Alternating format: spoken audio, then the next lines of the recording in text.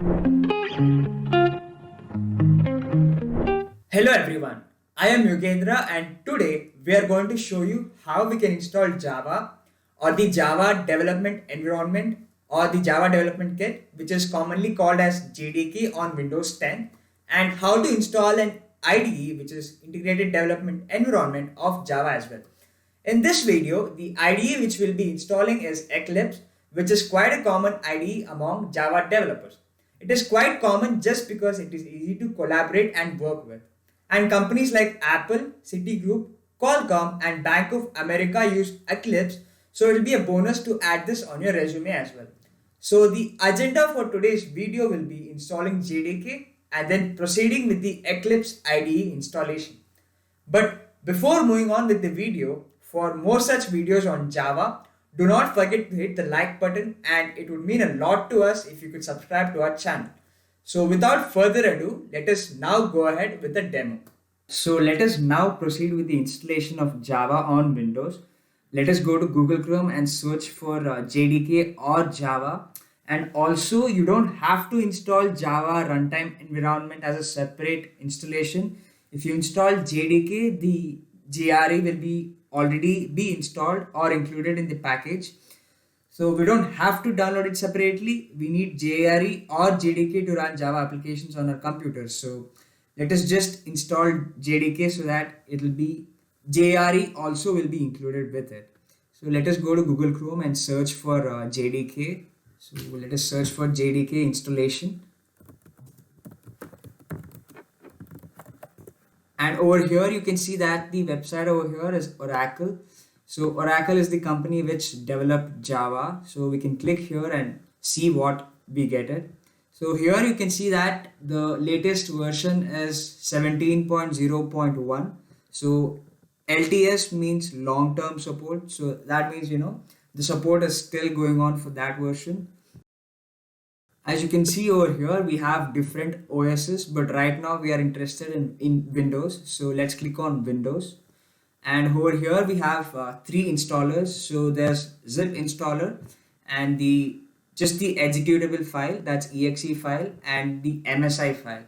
So we are interested in the MSI file for 64-bit.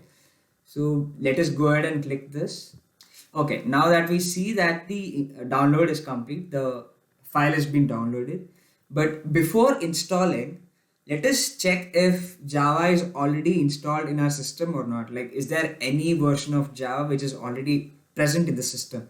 So to do that, we'll have to go to command prompt. So you can press the Windows R button in the keypad or the keyboard. So if you go to the command prompt and there's a command called Java. So that's Java hyphen version. So what it does is if Java is already installed in the computer, it will give the version of that particular Java version, or if it isn't, and in my case it is not installed already, so we'll see what we get if it is not installed. So you'll get the Java is not recognized as an internal or external command. That's because Java is not already installed in my computer. And there's an alternative way to do this as well. So instead of Java, the command now will be Java C. So the C here represents compile. So that's Java compile, Java C. Java C is nothing but the Java compiler version. So, and the same thing, hyphen version. If we check this, again we get that Java C is not recognized as an internal or external command. So this does mean that Java is not already installed in my system.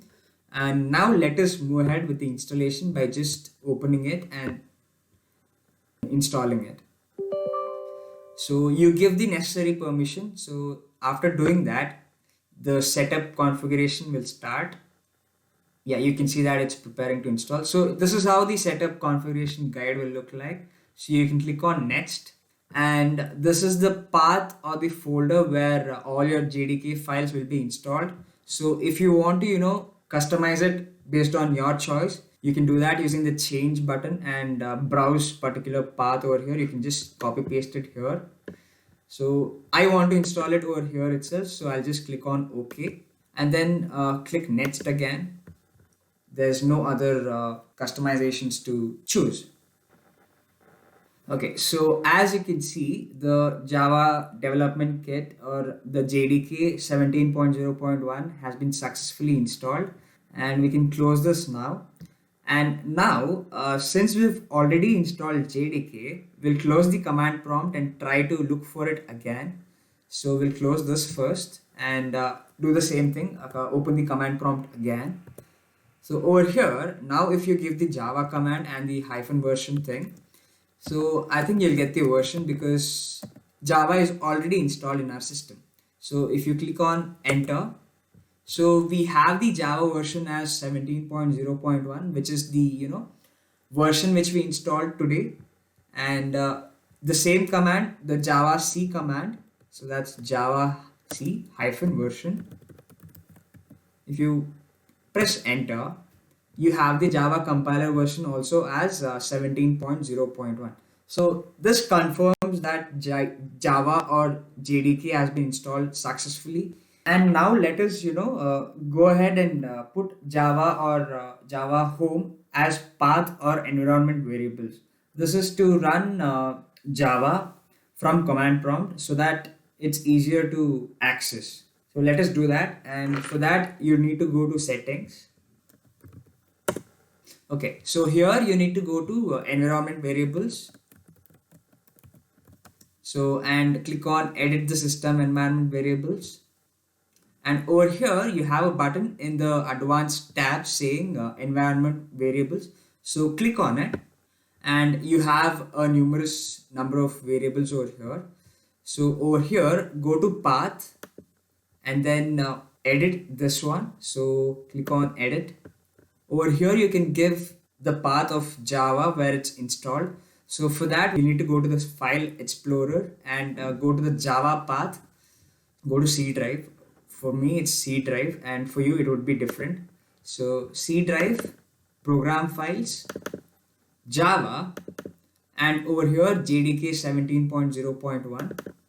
And always remember that bin is the important folder inside JDK. So this is where all the executable files or the DLLs are loaded from. So this is the path we are supposed to give in the environment variables path. So copy this and just paste it over here. Get a new one. So over here you can paste the given path. So that's C, program files, Java, JDK 17.0.1, and then bin. If you click on OK, you can see that the path variable has changed over here. If I click on edit, you can see that the path has been added. So that's how you add Java to path or Java as an environment variable in Windows. So after that you can click OK. So now that we've added Java to our environment variables list, we can proceed with the installation of Eclipse. Eclipse is mainly used for Java, and which is the programming language which Eclipse is built on.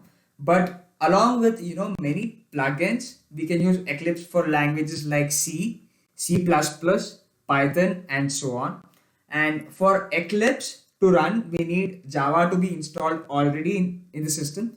So that is the reason why we installed JDK first and then we are installing Eclipse.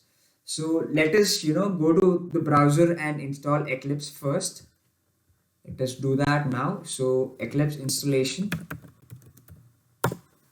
So over here you can see that the official website pops up. So that's eclipse.org. You can click on it. So after clicking on it, you'll get the official page and you can allow cookies or whatever. So over here, as you scroll down, you have a button saying download x86 for 64. So you can click on this button. So that's Eclipse 2021 version. You can click on that button and it starts a download prompt.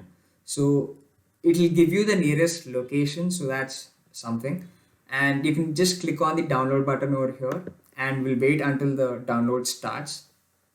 So over here you can see that the file is around 113 MB for the current version which we are downloading. So it might differ in the future, it might increase or something. Okay, So we can see that the file has been downloaded and we can open it now. So here you can see that the Eclipse installer has started now. Okay, so here you can see that there are a wide number of languages that we can use Eclipse for, like I told before. Since we are interested in Java, we'll be clicking this. So you can use Eclipse for C, C++ as well, and you can use Eclipse for embedded systems development. You can use Eclipse for PHP as well, and you can use Excel for Python as well. Since we are interested in Java, we can go ahead and click this. So these can be used with the plugins later on as well. So that's one thing. And we can start with this, the Java installation. So over here, you can see that the path is Java JDK, which is we've already installed. That's the JDK path, and installation folder for Eclipse will be this. So that's users interview bit Eclipse Java, and you can change it using this button as well. So that's one thing, and we can proceed with the installation. So if you want to change the path, you can do it using browse button. So since I don't want to change it, I'll just click on install.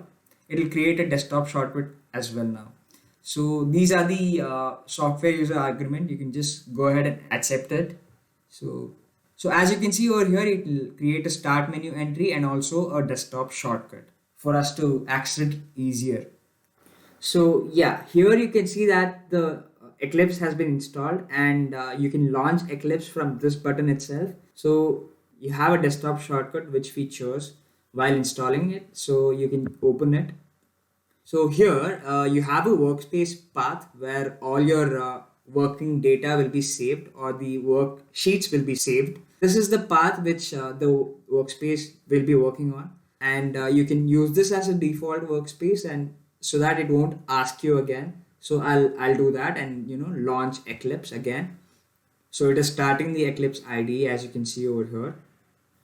Yeah, over here you can see that this is the starting page of Eclipse. So we have successfully installed Eclipse IDE for Java developers, and that brings us to the end of this video. With that, I conclude this video. I hope you're clear with how we can install both Java Development Kit and Eclipse on Windows. In addition to this, we have also looked at how to add Java to path or environment variables. So if you guys like this video, make sure you hit the like button and don't forget to subscribe to our channel. Thank you.